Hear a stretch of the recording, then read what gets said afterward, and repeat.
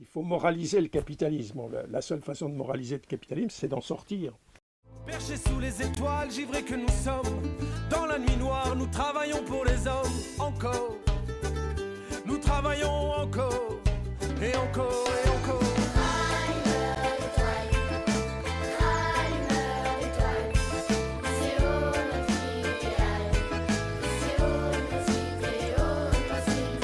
Il faut commencer à penser les post-capitalismes. Ça paraît grotesque, ça fait rire tout le monde.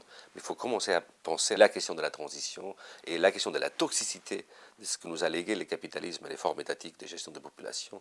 Il faut commencer à penser tout ça. À partir du moment où on a une déconnexion entre le capitalisme et le progrès, et je pense que c'est ce qui se passe maintenant, les gens sont très largement convaincus que leurs enfants vivront moins bien qu'eux. Et on voit toutes les mesures qui sont prises pour que nos enfants vivent moins bien que nous. Ceux qui veulent sortir du capitalisme, mais qui, à ne pas voir l'anticapitaliste déjà là, dans le capitalisme même, s'épuisent, soit dans des projets utopiques, soit dans une espèce de projet sociodémocrate de gauche, mais qui n'ont pas la radicalité nécessaire à tout changement révolutionnaire. Et ça porte une autre question, c'est est-ce qu'un capitalisme qui est dissocié du progrès peut continuer à vivre démocratiquement? Maintenant, la question se pose, c'est pourquoi on mobilise si peu? Et mon idée devant ça, c'est parce qu'on n'a pas de programme positif à proposer. Finalement, tout pourrait être bien commun. La différence, c'est qu'est-ce qu'on est capable de gérer en commun. Et les biens communs, c'est ce qu'on est capable de gérer en commun. On est vraiment dans un horizon qu'il faut inventer, ce qui est désirable, etc. Forcément, à partir de ce qu'on vit, ce qu'on a envie, quoi.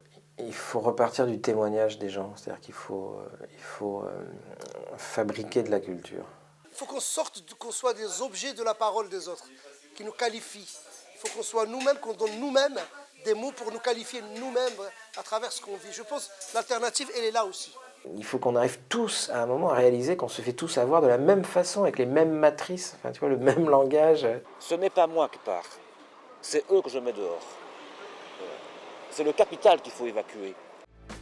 Il est vivant, celui dont l'esprit a su s'évader par-delà les prisons de verre et les barreaux dorés. Celui qui a su garder une âme d'enfant, des étincelles plein les yeux, vivant. Celui qui sait fuir les conseils sensés, celui qui fait sien les chemins déviés. Celui qui pense par lui-même, celui qui aime, qui sait pleurer quand son cœur saigne.